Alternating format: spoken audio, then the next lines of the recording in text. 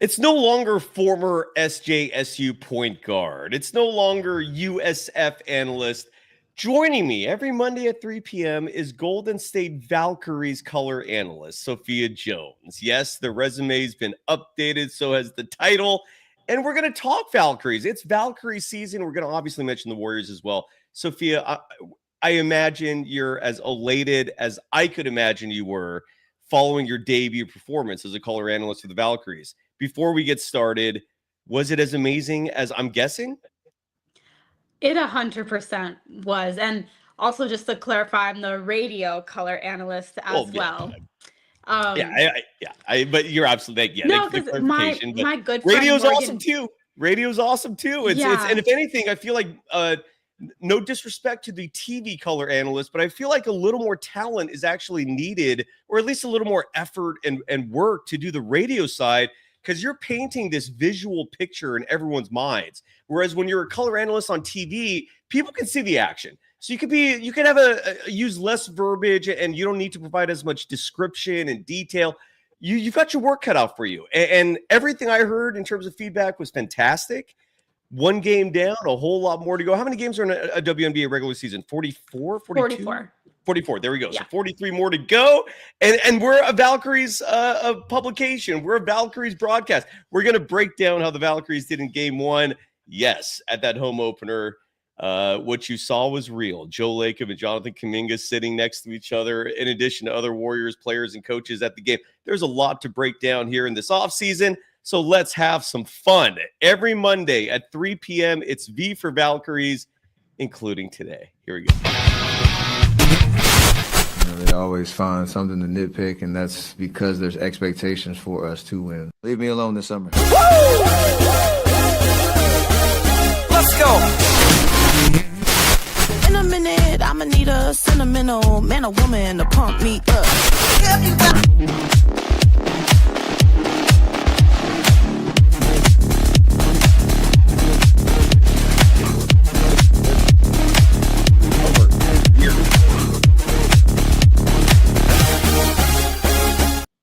Welcome to the Golden Days, the V for Valkyrie edition, more specifically, which is held every Monday at 3 p.m. Pacific time. You can follow Sophia Jones on Twitter at SophiaJones_2. You can follow me, Cyrus Saatsaz, on Instagram and Threads at Dog Wild, over on Twitter at Surf Journalist. The program's on both platforms at Golden Days Pod, and we are on Substack at Dog Wild, where we also publish a newsletter. The first one is coming very soon, so please subscribe to that.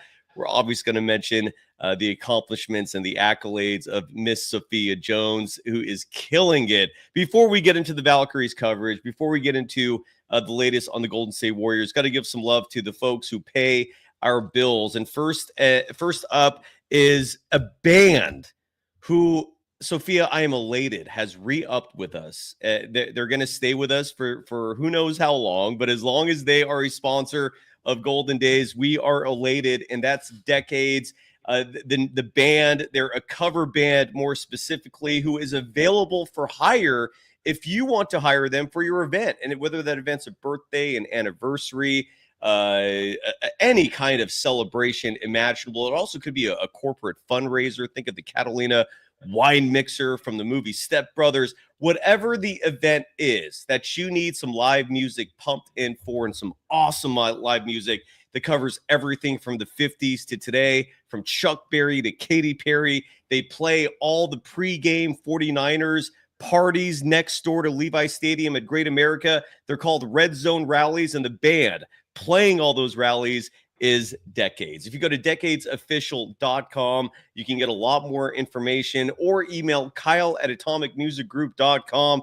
Again, Kyle at atomicmusicgroup.com. Email him, mention the program. You can mention Golden Days, you can mention V for Valkyries, you can mention Sophia Jones, me, whoever. You will get a discount. So all you got to do is mention the program and you'll save some money. Or go to decadesofficial.com. Follow the band on Facebook and Instagram at Decades Official. Go check them out and thank me later. Today's episode also brought to you by BetOnline. And I actually want to go to their website, Sophia, because I'm curious to know, there are still 4 teams remaining in the NBA. And BetOnline is the world's most trusted betting platform. And if you want to bet on the action, I'd recommend going to BetOnline, where I'm going to try to find the spreads for these games and these series right now. But this is a good time, Sophia, to toss it to you. How are you feeling about these four teams? Do you feel strongly in both the East and West in terms of a favorite? Like, are the Knicks or Pacers favored in that series? Are the Thunder favored to beat Anthony Edwards in the West? Let's start in the West real fast, and I'll toss to you your prediction for this series, which I imagine is going to include some awesome basketball. I'm excited for these conference finals. Your thoughts? Let's start with the West. Definitely going to be extremely high energy, I anticipate, in the West. Both these teams are very young and up and coming. I'll find it very interesting to see, considering last year's playoff, where the Thunder were very disappointed about their second round exit, and then the Timberwolves were a conference finals exit. So it'll be interesting, like I said, to see how that plays out, and if potentially the experience, you could say, of Minnesota in that conference finals, since they've already been there, they're hungry to make it all the way this time, or for the Thunder, if them and their most likely MVP, Shai Gilgeous-Alexander, will get it done this time. If you had to guess who the favorites are in this series, this might not be a difficult question, but I'll ask anyways, because BetOnline has series lines for both the East and the West. Let's start with the West. I'm guessing this is an easy one, but I'll ask anyways. Who do you think is favored in this series? Definitely most likely the Thunder. Yeah, and they are favored. If you're going to bet on them, they're minus 355 to win the series. The Minnesota Timberwolves, with a much more favorable line in terms of the odds, they're currently at plus 285. And the spread for game one, which is going to be tomorrow between Minnesota and OKC, the Thunder favored by 7.5. The OU in that game, 216. So the bookies imagine some scoring going on, despite this being the Eastern Conference Finals or the Western Conference Finals. And what about the East, Sophia? Who would you guess is the favorite between the Knicks and the Pacers, a rivalry renewed in the 2020s? I would guess the Knicks. And you are correct again. The Knicks are favored in this series, but this one is much closer, at least according to the odds makers. Minus 159, the Knicks are favored to win the series. The Pacers with a plus 139 as the slight underdogs. And in game one, courtesy of BetOnline, the Knicks are favored to win at Madison Square Garden, minus 4.5 favorites. The OU on that one, the bookies expect even more scoring in that game. It's 223. Do you have any predictions at this point before the series starts? Do you think the favorites are going to pull it off? Do you think Anthony Edwards is going to reach his first NBA Finals? Let's start back in the West. Any predictions in what should be a very entertaining series, in my opinion? Definitely 100%. How I mentioned with Minnesota getting to the conference finals before, I do find that very intriguing if they'll kind of have that hunger to take the next step. And then looking how they played the Lakers and the Warriors, gentlemen sweeping both teams, even though the Warriors, of course, were without Steph, so it's a completely different team. They seem to probably have a lot of momentum in their favor. They feel like they're rolling, as opposed to OKC, who just made it out of a 7-game battle against the Denver Nuggets, very physical team as well. However, I think if for the star power and then just depth and overall team play, I would be surprised if the Timberwolves pulled it off. So you think the Thunder are going to be in the finals? I think so. It's again, I'm guessing that's what most people are going to predict here. I am intrigued though, because what we saw from Minnesota in them knocking out the Lakers in 5 games, in knocking out the Warriors in 5 games, and you are seeing the old guard dispatched early. These 4 teams in the finals right now representing a somewhat newer guard. With the Knicks, Jalen Brunson, I don't think is old. I don't know. I have no clue how old he is. If I had to guess, I'd say 28. I have no idea how old he is. I'll look that up in a second. But the Pacers certainly represent a younger guard. A deep, long, athletic team that can shoot, that can play defense. I don't really see holes on that roster. And same with the West. Anthony Edwards, what is he, 23, 24? And people are already calling him the next Jordan. Shai Gilgeous-Alexander will likely win his first MVP award this season. It's the youth have taken over.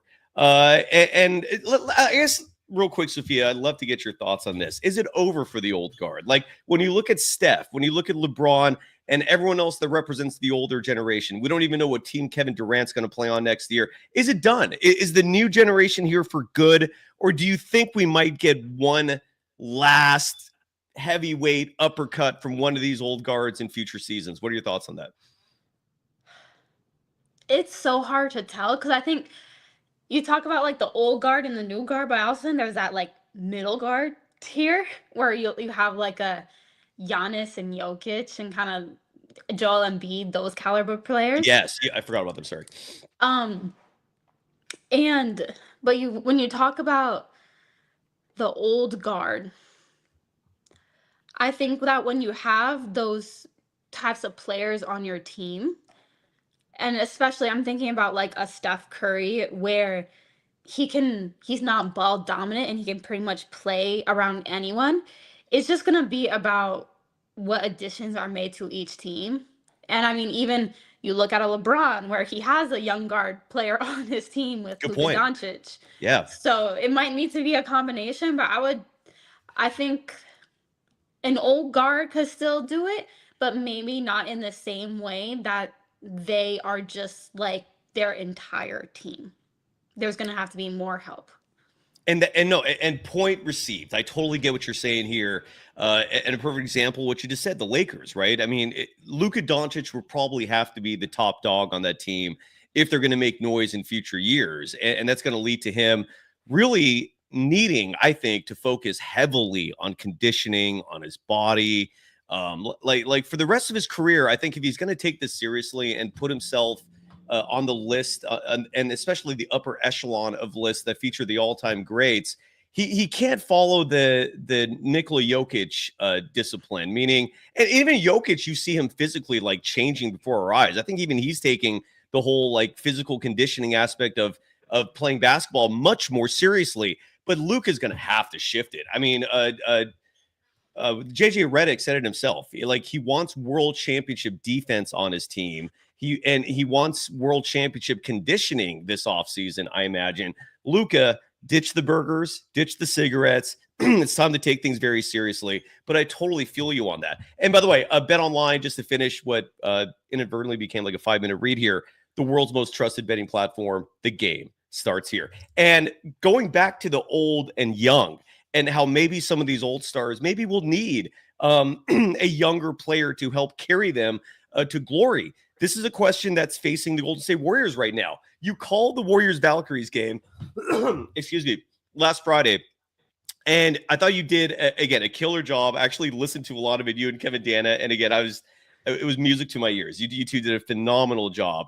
But lost within the Valkyries game itself was a moment that took the headlines. We went live Friday night following the game for some Valkyries coverage, but we also talked about this moment here. And I'm going to show the video clip. This is courtesy of the WNBA's Twitter account, who nailed this moment better than anyone else, I thought, by far. If you were in attendance at that Valkyries game, you saw it. Let me mute this real fast.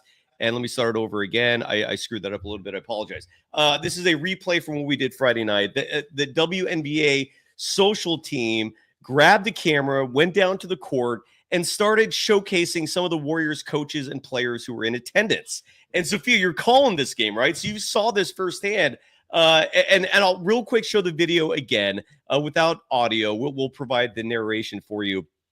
But you see in this video, right? At this moment, it's frozen. It's Steve Kerr, and next to him is his lovely wife, and they're sitting there enjoying the Warriors game, right? So we see him waving to the camera. Then we see Brandon Pajemski representing. He's got the glasses. He's wearing a Valkyries jersey with a black hoodie underneath, repping, wearing the hair is the usual hair. He's having fun, all right? So Pods is representing in style. We continue on. There's Kevon Looney in the house. As a side note, we have no idea if he's going to come back next year. This is one of many questions facing the Warriors this offseason. We'll touch on that somewhat today and certainly in the future as well.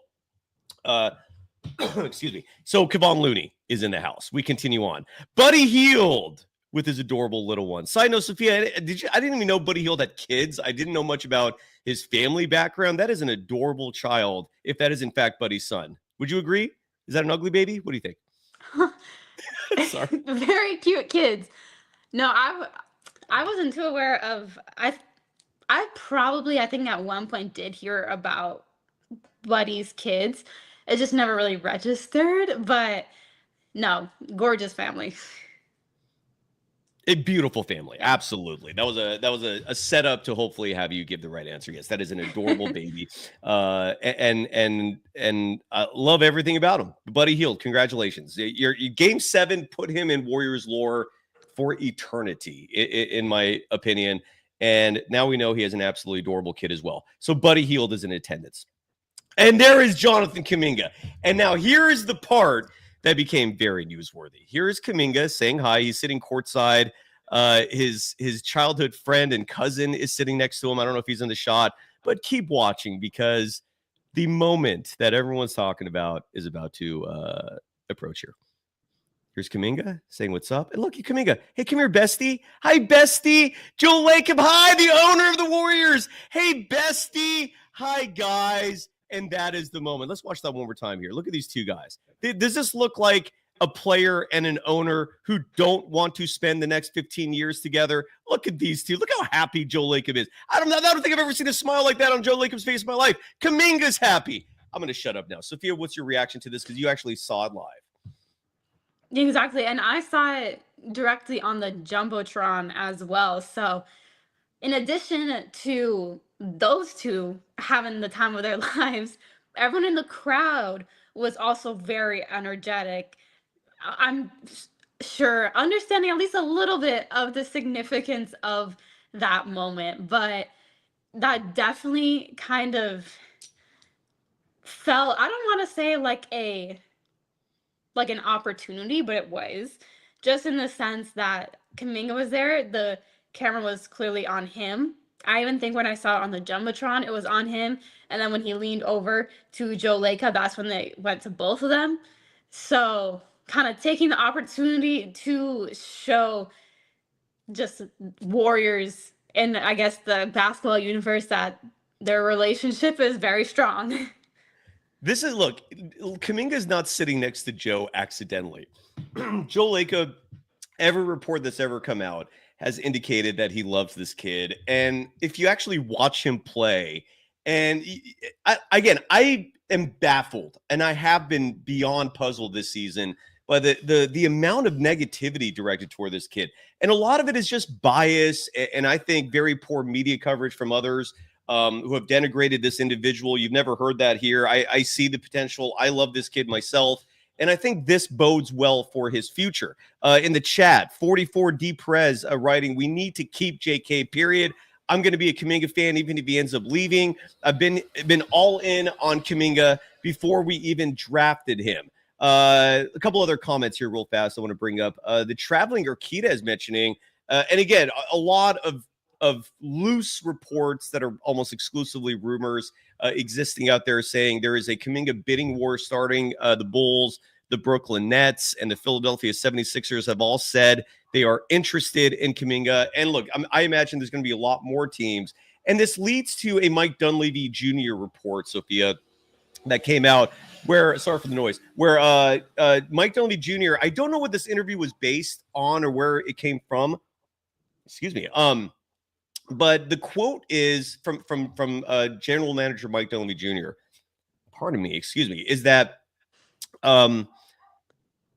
he, in his words, he says, and I'm paraphrasing here, that he wants Kuminga back, and the team's interested in having him back. Clearly, you just saw that video. The owner loves him, but the word that he said, which made this very interesting, is that it needs to be a two-way street. And what Mike Dunleavy Jr. is alluding to here is the fact that I think the team also wants Kuminga to be interested in coming back, because I don't think the team has any interest in forcing a player who wants to go somewhere else from staying. And there's also the money aspect of it. We don't know if the Warriors are willing to give Kuminga a max. Maybe they are. I don't know. But I imagine they in their world, last year they offered him last offseason. They offered him $30 million a season. The team came back with 35. So they weren't like super far apart if these reports are accurate in terms of a specific dollar amount. But it does need to be a two-way street, even if the Warriors do have most of the control here. What are your thoughts on this? I mean, from Kuminga's perspective, I imagine things are interesting, if there isn't a better word for it. Your thoughts? Yeah, it 100% has to be a two-way street, because even if you say that you want a person back or you want Jonathan Kuminga back and that you're going to pay him a lot of money, that money doesn't always come into effect when you're actually playing basketball on the court. And if he's unhappy playing basketball on the court, then we're going to see it, and we could potentially be in the same exact position that we are kind of now. We're just not getting, or there's just a lot of discontinuity with his minutes and rotation. So it 100% needs to be a two-way street, because don't need people on a roster that just aren't into it. Yeah, absolutely right. And this is going to be very interesting in terms of what happens. Don't be surprised is what I would advise for Dub Nation and anyone else with any form of vested interest, emotional or otherwise, in this scenario. Don't be surprised if he comes back. And my guess would be, who knows what happens, but it's a lot easier said than done to make a huge transaction in the NBA. There is a lot of interest for Kuminga, but if you're going to trade him, sign and trade him, like, you got to get equal value back, or even better. And there just are not a lot of names out there that would represent equal value or better. We also saw in this postseason, finally, what happens if you actually give this kid the keys. He can play. And he did this. He had this playoff performance with DNPs, with uncertainties preceding it. Like, this kid's head was rattled, and he still went in there. He needed just one game to get his confidence back, got it back, played lights out. I do think you can play the Warriors core as currently constructed together. I really believe this strongly. I wish we saw it last year, but Steve Kerr seems to be saying all the right things now.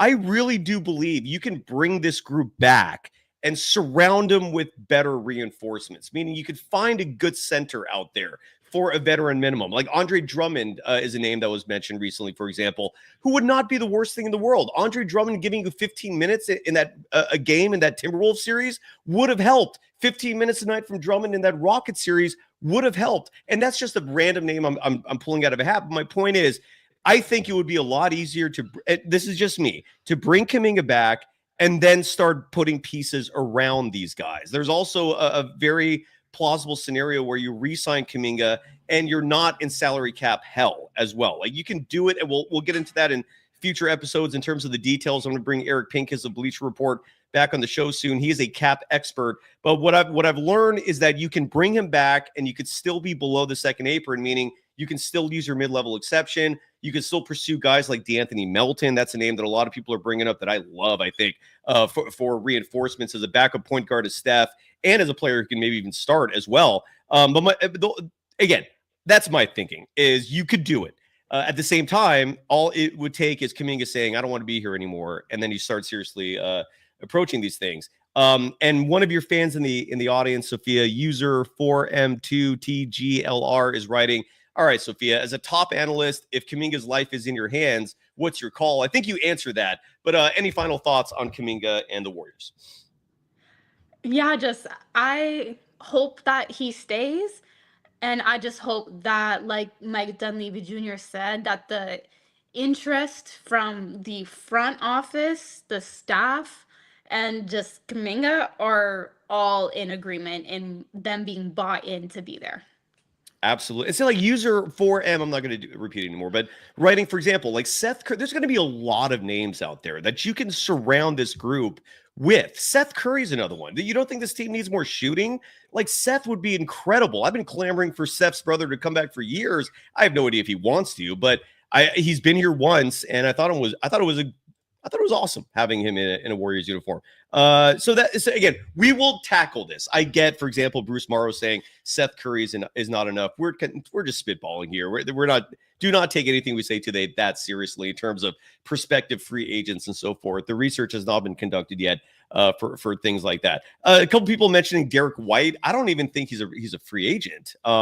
Even though D Wish says otherwise, I don't think that's the case. But I could be wrong on that. I haven't done any research. I'm going to be completely honest, as I always try to be with everyone here.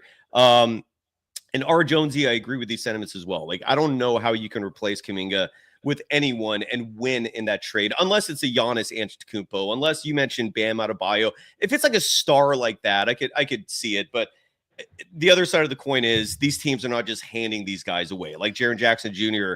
is not going to just be traded away for Jonathan Kuminga. Like, these teams value these pieces as well. So it is not that easy. We shall figure it all out. But look, while the Warriors offseason settles, the Golden State Valkyries just played their opener. And I loved watching it, Sophia. What I've been saying to the audience from the get-go is this. It's an expansion team. Expectations are very low. But the fact that we have a team here in the Bay Area, the fact that they at least competed for a half, you saw Kelsey Plum and company in the second half really show why they're the veteran team who was favored in this game, and they pulled away. But I loved what I saw, and this is an entertaining product. This is your show, Sophia. I'm going to shut up for a good while now. What was your recap of game one of the Golden State Valkyries a franchise opener Friday night? Yeah, just the final score was 84-67. However, when you look at just the whole course of the game, it didn't feel like that. You say that for the first half, I felt it was like through the first three quarters that were pretty solid. It's just Kelsey Plum had 37 points, and Kelsey Plum's a hooper. So when you let someone kind of go off on you like that, it's kind of tough. But she was just incredible. And I felt like because it was kind of hard to stop her on the offensive end, on the defensive end, on the offensive end, there were just certain times in the half-court offense in the second half that I just sense some uncertainty and a lack of flow. And all the players and the coaches have talked about just their chemistry needs time. It's been a very short amount of time. Yes. Between all these players reporting, some of them from Europe and just coming all across the world and the country. And so for them to all just come together and have this be the product right away, I still think is positive, because as a coach, you never want to have to teach the intangibles. So like hustling and having high energy, rebounding, boxing out defense, some of that stuff. You don't want to have to teach that. You want to teach the X's and O's. And from what I saw, there was no need to teach those intangibles and just the heart that these ladies poured out on the court. Again, it's just kind of, I think once they get a little bit more chemistry and they play together more, there will be a better flow offensively. And I think that'll just really help to unlock this team. Wholeheartedly agree. One player that stood out to me, my early favorite on this roster, I already have a fave, and that could change. Like literally 2 days from now, I might have a different name for you. But from one game in for this entire franchise's history, that's how much of a baby the Valkyries are. They're brand spanking new. Julie Van Loo is my early favorite. And I feel like she is the perfect point guard for an expansion team. The type of player who will hold things together, who overachieves. Where did she even come from? Like, how did the Valkyries get someone? I mean, she's 32, so she's a veteran. She's been playing for a long time. But how did a player like her, who came from the international game, how did the Valkyries discover her? And who are some other standouts that I should be mentioning as well besides Julie Van Loo?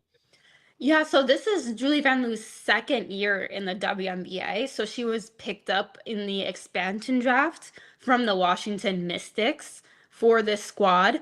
And I'm with you. I love Julie. I think you're probably specifically referring to a personal 9-0 run that she had in the third quarter, where she just came down like 3 separate times and pulled.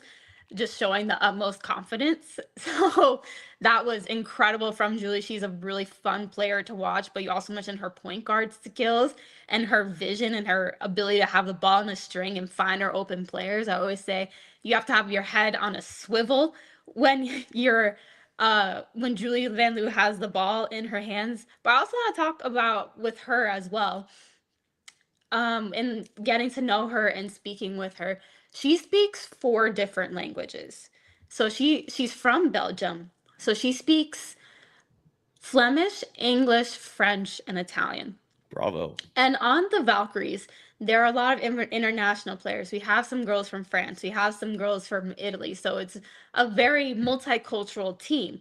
And so Julie has actually talked about she serves a little bit as a translator sometimes for the players when they aren't able to communicate effectively, because she knows all the different languages. And so she provides that linguistic facilitation a lot of the times. And so when I asked her about it and asked if that helps at all on the court as a point guard, because as a point guard, you kind of serve as that connector and floor general. And she was kind of just saying that it helps to quickly switch and connect with all the other players. And sometimes it actually serves as an advantage when the opposing team can't understand what you're saying, because she'll just go to French or she'll go to Italian just on a moment's notice. So that's another reason why I think I love Julie's game. And I feel like that, again, that linguistic facilitation also makes sense with her being a point guard.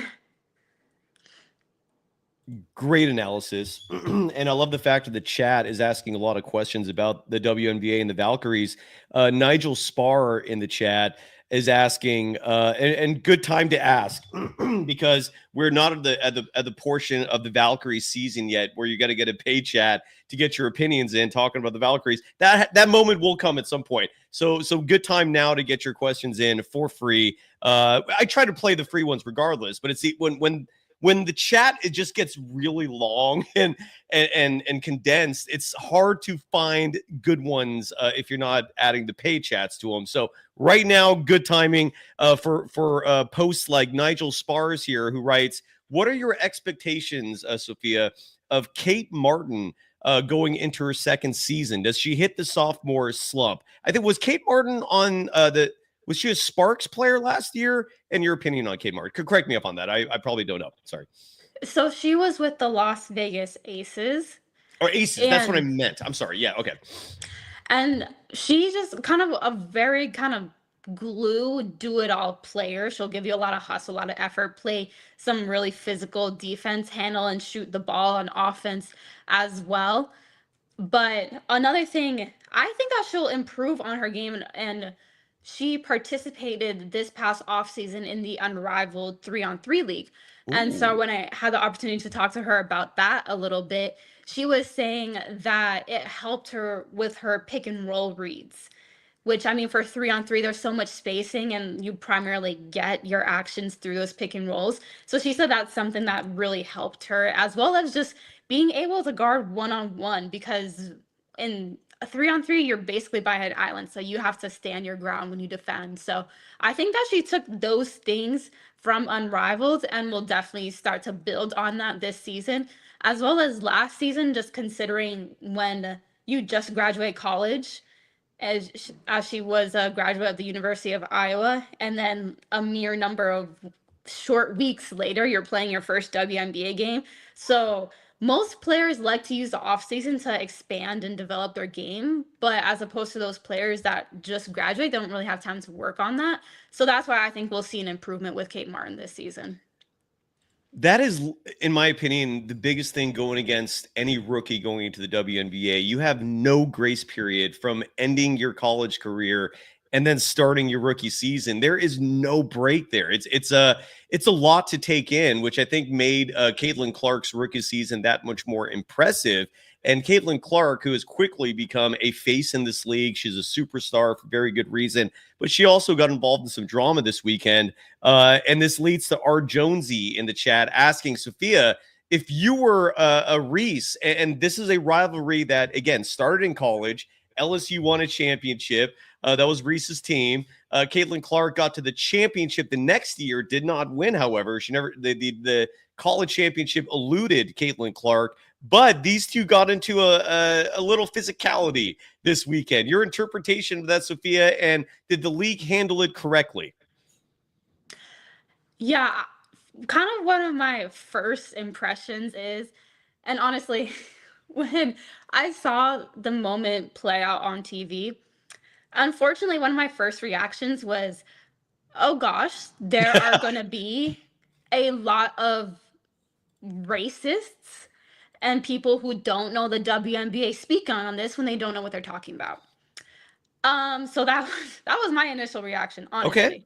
Yeah. But kind of as the moment progressed, there was an offensive rebound, and then Caitlin Clark, it kind of seemed like a take foul to me as she was trying to prevent Reese from going up and getting a wide open layup. I think she admitted that too, right? She did admit that. Yeah, so during the game, I believe she said that it was a take foul, so Reese didn't get an open layup. However, there was a little shove. I did see that. So I definitely think that part was unnecessary on Clark's part, which is why we saw the flagrant foul. And for Angel Reese, I mean, if you're getting shoved in the back, that's not, as a basketball player, you don't take to that too lightly. While on one hand, you understand Clark's point of view where it was a take foul, so you wouldn't get in a wide open layup. I think that's kind of where the basis of everything started. But on the other hand, with Reese, I think kind of just considering in the moment, I think it was, if there wasn't any context behind just the history between these two, I think it's fine. I think it's okay. You did a really hard foul on me. I'm not just going to take that. So I felt like Reese had she was allowed to speak up for herself. However, it's just with all the context and the unfortunate discourse directed at Angel Reese, a lot of the racist and misogynist discourse surrounded and directed at her, and all the just hate speech in general that she gets, I just wished it played out a little differently and just kind of dispersed. But again, you can't be mad at her. I think it's justified. It was a hard foul, and I'm not going to stand for it. That's exactly what it was. It was entertaining. First of all, Nigel Spar adding the just because, which is so funny. Inside joke. But he also gave a $4.99 sticker, Sophia, because he respected the answer, and that's how this works. Thank you, Nigel. Really do appreciate that tremendously. And Sophia, I agree with you. We've got a long ways to go as a species to achieve enlightenment where we just move on from the hatred, and we got a long ways. It's sad. But and unfortunately, Angel Reese is the recipient of some of that ignorance from time to time. With all that said, I love the rivalry. This is one of the best things that could happen to the WNBA. You have two superstars who, I don't know if behind the scenes, if the animosity is real. Like how real do you think the dislike is between these two? Is there even any dislike between these two? What are your thoughts on the relationship overall between Caitlin Clark and Angel Reese?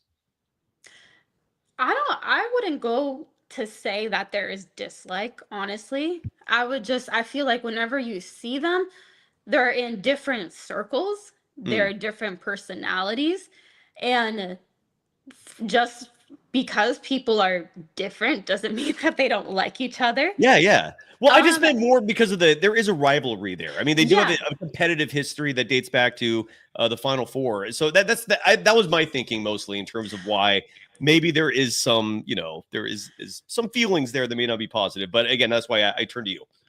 Yeah, I think, how do I say? Like, is it like Magic and Bird? Like those two had no personal feelings against each other, but on the court, they borderline hated each other, right? Until their playing careers ended and they became friends again. Is it like that? Or sorry to interrupt you. Go ahead. Yeah, like I said, I haven't even seen too much of what they're like off the court together. But I mean, just on the court, they're competitors. They're on different teams that just both really want to win. I think a lot, even with a lot of other WNBA teams and players, you see that a lot of times too, where people get really chippy. I don't think for people that are new to the WNBA, I don't think they expect how like tense it can be sometimes, and how, like I mentioned, chippy it gets as well, just like the NBA. But again, because of a lot of misogynistic views, they see women's emotions differently than men's. However, that's just not the case. It's just people that want to win a game. And I think that is primarily what goes on with those two. Yeah, anyone who brings like gender, race, any of that stuff, that it's just, yeah, I don't. It's like there's so much ignorance. I like, to me, these are just two incredibly talented individuals, and their rivalry. Again, people love this stuff, right? And it is unfortunate, Sophia. You're absolutely right. The narratives, especially the narratives that are just that have no truth behind it, right? It's just hatred that starts to get repeated and perpetuated, and it's unfortunate. I admire these two just because they clearly both love to win. They already have a rich history, and they're young. So this is something that could be going on for the next 15 years, and I'm all in for it. So and people will have their opinions, and I feel like you could have those without any personal attacks or invoking things that don't involve basketball. This is basketball. These are two huge competitors going at it, and it is awesome. It is incredibly entertaining. Some other WNBA content. Jacob Pena in the chat saying, mark my words, Sophia, Josite, please correct me if I mispronounced that, will be the face of the franchise next year and be the female Luca. Enlighten the audience on and update them, please, if you don't mind, Sophia, on the Valkyries' current first-round draft pick, who is not playing with the team. She's fulfilling a contract overseas. What can the fans expect when she finally does get here? And explain. I know you've already provided this explanation. If you don't mind repeating it, why is she not with the team right now? Yeah, so the Valkyries' 5th overall pick from the draft this year, Yuste Yosite. She's Lithuanian, and she has talked a lot about her dream of playing for her Lithuanian team. So that's what she'll be doing this summer with Eurobasket. So that's a competition that the Europeans have to help qualify for the Olympics. So that's something that she felt really passionately about competing in, and that's why she's just taking this season off. But in terms of the comparisons to Luca, I see it. She's a very lanky, she has really good size, but she plays like a guard, so she has that advantage. Very shifty, good with the ball, very multifaceted player, can score at 3 levels. She'll definitely, and she's only 19 years old right now as well. So extremely young and a ton of upside and potential that when she gets into the WNBA and starts matching up against that physicality, I think she'll 100% be, I don't know about Luca quite yet, but I think she'll definitely be a key player for the Valkyries to come. I'm going to guess she's an insanely good shooter. What are the physical attributes in terms of size and wingspan, if you know that? Like, and what position is she going to play when she does eventually become a member of the Valkyries? So I would say, okay, so her height, she's 6 foot. And so she's kind of like a big guard size. So definitely more so of a perimeter player. I think she like has a 2-3, right? Is that a fair assessment? I would even go to her ball handling is good enough for her to be point guard as well, which makes her a really interesting prospect. Which at the WNBA, a 6 foot point guard is a pretty solid height, definitely taller than most. I was a point guard and I'm only 5'6", but yeah, so she could definitely be a problem. So there's a good, I think what you're trying to say, correct me if I'm wrong, is there's a damn good reason why the Valkyries drafted her where they did, knowing that they likely would not see her until next season. Because when she does get here, look out. You got me excited for this. And again, this is an expansion season. I feel like the Vegas team in the NHL ruined it in terms of realistic and proper expectations for an expansion team.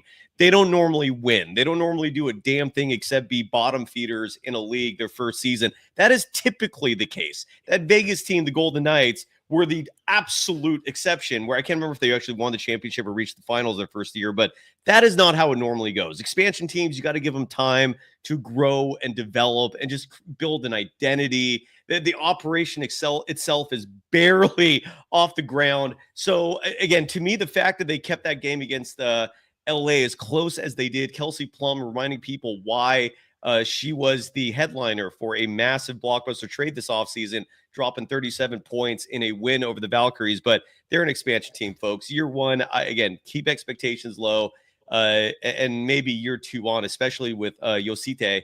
And I know I'm butchering that. Please forgive me. I got it. Oh, thank God. Okay. Yeah. So, okay, good. So, but the future is going to be bright for this. Some Warriors conversations in the chat as well. I saw someone bring up Cam Johnson to the Nets as a potential sign and trade. And we talked about this in detail on Friday night's Valkyries postgame show, where Cam Johnson was out of Steve Kerr's rotation in the FIBA Cup in 2023. And I think when you're looking at prospective players to trade Kuminga for, you'd ideally want someone that you're confident in Kerr actually playing. You want players that your head coach likes.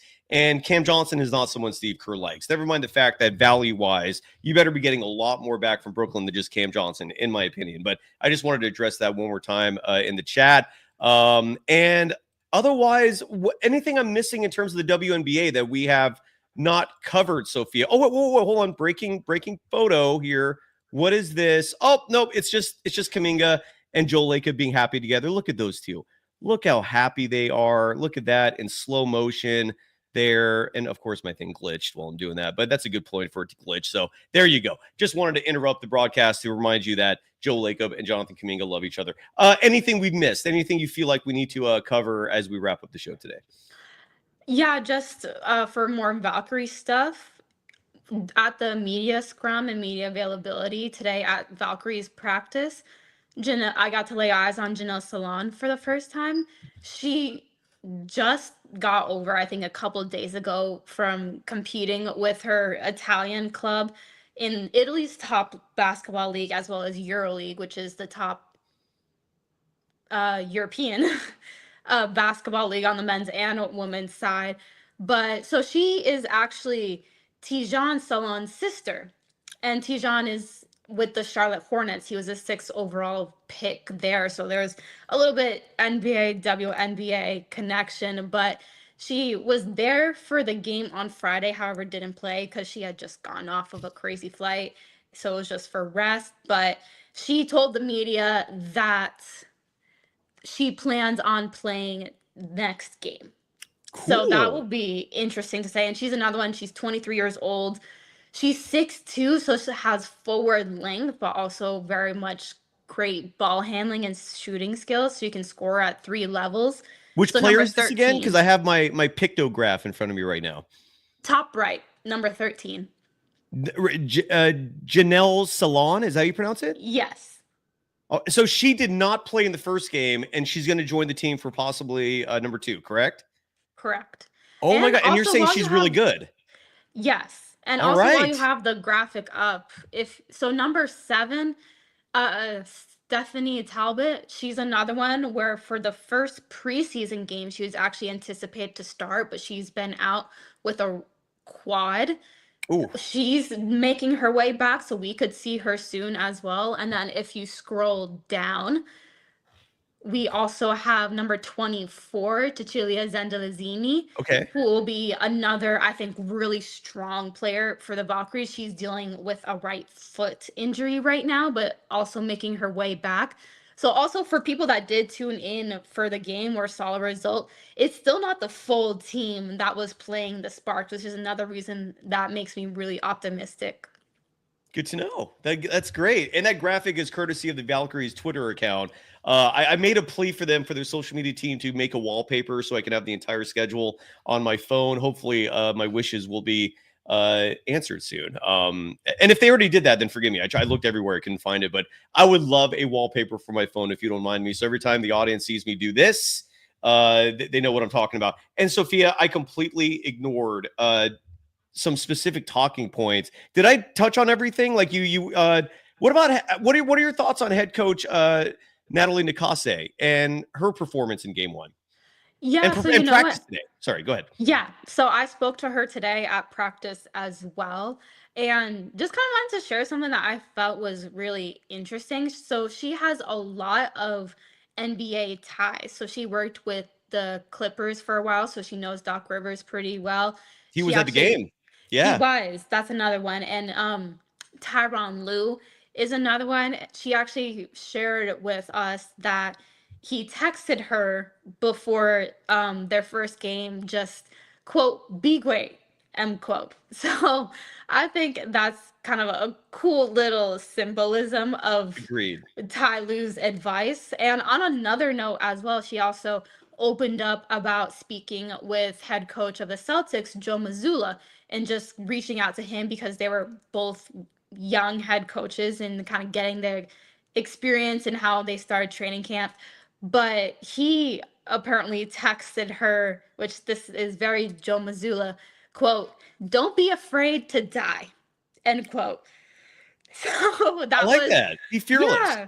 Yeah. So that is Good what Joe advice. Mazzulla told her, and she was just telling us how in that she just adopted the mentality to risk big and play big. And I love Coach Nakase. She's a huge ball of energy. And when she says risk big and play big, I definitely see that. And I think it's reflected in the way that she coaches and also seems to have a really great relationship with all her players and staff. So those were just some really cool things that she shared with us. And for the game on Friday as well, it was a completely sold out crowd in Chase Center. And because of that, she was Coach Nakasa was telling us also that she's had to create more chaos in practice to get them used to having such a loud crowd. So she said she yelled differently and turned up the music, even had situational drills where the team was down a certain number of points that they'd have to regain the lead. So she's actually has to adapt to the loud Chase Center crowd, which I think is an awesome problem to have, if you Yeah, ask me. absolutely. And next time we reconvene every Monday at 3 p.m. right here. It's V for Valkyries. The rest of the week we're going to be Warriors junkies, obviously. And again, we touched on the Warriors today. There just is not a lot at this point to report. I imagine this offseason is going to be. I was going to say something that I was going to follow with pardon my French, so I won't go there. Just it's going to be insanity because like even Joe Mazzulla, for example, a name you just mentioned, the Boston Celtics, we have no clue what they're going to do this offseason. They're probably going to make a huge move because if they keep their team together, they're going to be a second apron team. And the NBA is pretty much hard capped, meaning teams don't want to get into that second apron. There are a lot of rules that would strongly advise teams from doing so. So that second apron has become a massive faux pas, if you will. And the Boston Celtics, if they don't do anything, they're going to be a second apron team next year. Jason Tatum's going to be out pretty much all of next season because of the what I will call a tragedy. Having a torn Achilles at that age is just nothing cool about that. And so the Celtics are in trouble for next year. But it also means they're going to be making some moves. Whether it's Porzingis, whether it's going to be Drew Holiday, whether it's going to be Derek White, chances are one of those three players will be traded. I brought up Jaylen Brown as being a dream scenario if you can flip Jonathan Kuminga for Jaylen Brown, but who knows if he's on the table. My point is there's going to be a lot of pieces moving this offseason in the NBA. There are a lot of teams who are going to be shaking things up. And stay tuned because it's going to be a fun ride. And right now, we have no idea what's going to happen. We're still in the conference finals that have not even tipped off yet. That starts tomorrow.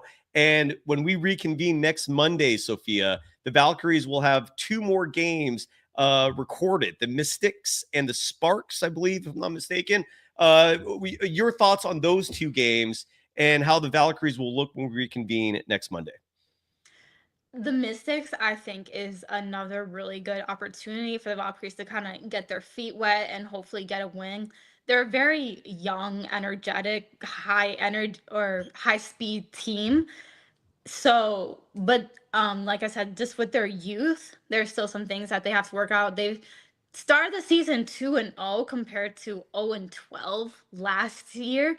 So they've already shown some improvement, but I think that could definitely be a good game to get a win at home versus the Mystics. And then they go on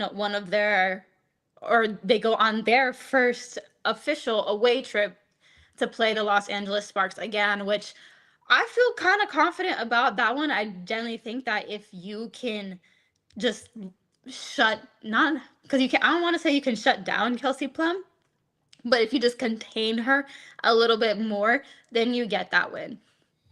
And again, I'm just excited that the Valkyries exist. I'm really stoked about this. The Bay Area is lucky to finally have a team here. And I'm lucky to have you, Sophia, join us once a week to give us coverage of the Valkyries. And you can listen to all the radio broadcasts where Sophia Jones is the color analyst alongside my dear friend Kevin Dano, who's also going to be coming back on this show soon to talk hoops. And I'm really stoked you two have this gig. That's bravo to both of you. Congratulations. And yeah, until then, I mean, look, we're going to be having Warriors shows throughout the week. Rick Barry is going to join us again soon. So plenty of Warriors coverage to come as well. But right now, this is our little downtime for the Warriors. This is our little up time for the Valkyries. I love the fact that you could go to like the weather is warm today. You can literally for Valkyries games, and I don't know if this will apply for road games. If you know this, enlighten the audience, please. But the fact that Thrive City is this perfect setup for watching Valkyries games while enjoying the beautiful summer weather. Sign me up for that. Is that a feature that's going to be included for road games? Do you know, or to be determined? We'll come back with that information. I am not sure, but I'm with you where I think it should be. Yeah. I mean, you mentioned the summer weather. There have been a couple times where I've just taken the Muni and walked a little bit to Chase Center just to enjoy some of the sun. I'm like a plant. I need to photosynthesize every once in a while. But yeah, just like you mentioned, there are a lot of great restaurants around Chase Center as well. So you can make a whole day out of it. There's the park in the Mission Bay area where you can walk and see other people playing with their dogs. Or if you have a dog, you can play with your dog. There's a lot of really nice things to do where you can just make a whole day, honestly, out of going to a Valkyries game. Yeah. I enjoy, and even though they sell out routinely, I'm guessing there are tickets available if you seek it out. But they are a popular entity for good reason. So, Sophia, thank you as always. You can follow Sophia Jones on Twitter at Sophia Jones _2. And anything we forgot before we go? Are we good? Are we done? I think we're good. All right. See you next week. And everyone else, see you soon. Follow us to learn when we're back on the air. We'll be aiming for 3 to 5 shows a week between now and the next season. But Mondays are a certainty, and Rick Barry is a certainty, and Sophia Jones is a certainty. I'm a lucky man just for having the presence of you folks on this program. So is the audience. Thank you to everybody. Sophia, thank you. Keep up the tremendous work. See you next week.